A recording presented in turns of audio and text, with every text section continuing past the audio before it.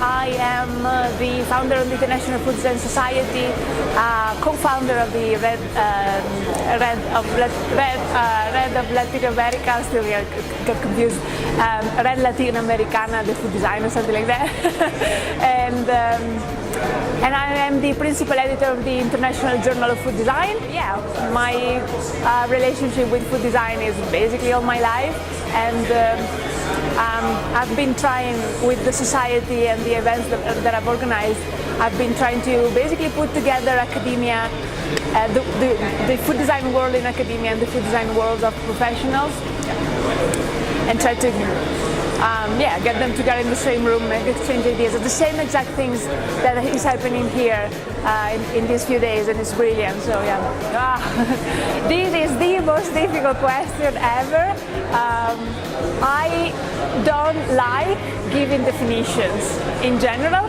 I have always tried not to give definitions of food design, because definitions are there for nobody to agree with, and for everybody to have their own definition, which is exactly what should happen.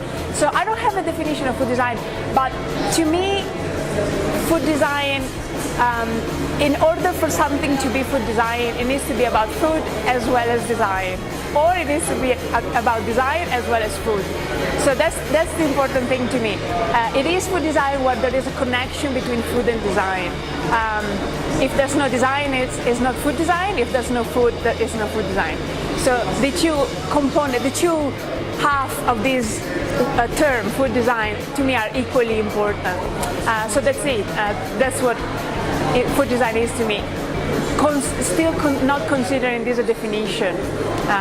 Because those are tricky and I don't want to give definitions.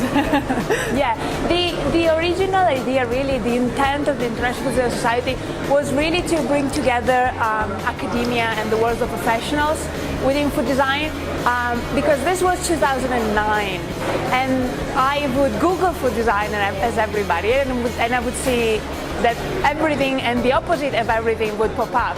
So food design seemed to be something very confusing still for people. Everybody seems to know what it was, but still ignoring what everybody else thought it was.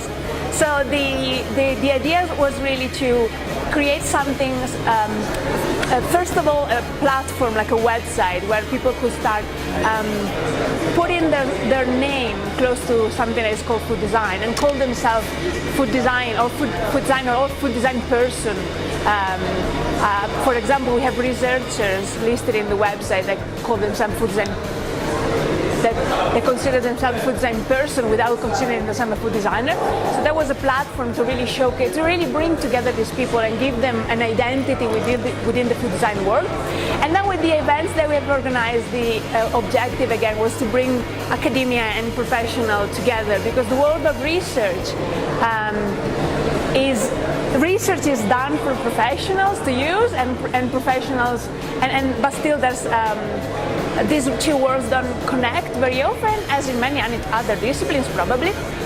But yeah, so this was the intent, really, to bring these two sides of food design together, and do it in an international way, so that anywhere in the world you would find yourself and doing something about food design, you would have a place, virtual or physical, with conferences and events.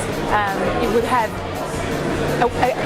a means to meet other people, like-minded people. I'm not really sure what my country is. I'm Italian, but I left Italy 8 years ago. I've lived in the UK, I now live in New Zealand, so I'm not really sure what my country is. I think the reason why food design is cool, and to me way cooler and more interesting and more exciting than any other discipline, is because it has to do with food. And food is, for designers, food is a material that doesn't last, right? When you design food, it disappears. It doesn't last.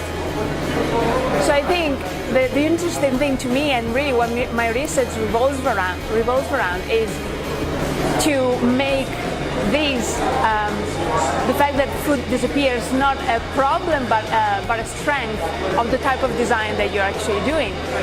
In fact, I think that food designers the food designers that design with the food material, not the food designers that design for food, for example, but the food designers that design with the food material really are not designing food, they are designing memories, because that's the only thing that lasts. Food disappears, the only thing that's left is memories. And because everybody should design for innovation and should design something great that makes sense, that is meaningful, then you really are generating memories. You don't want to design something that is forgotten or just another sandwich or another cake or whatever. You want to design something that lasts. But because food disappears, then you can only design memories. And that to me is the interesting part of food design. It is my second time in Colombia. I've been in Cali in 2010 at a conference, where I was invited to talk about food design at ISESI University. So my second time, but still haven't seen anything about Colombia. The only thing I know very well about Colombia and that I love is pan de bono. I am in love. I am obsessed with pan de bono.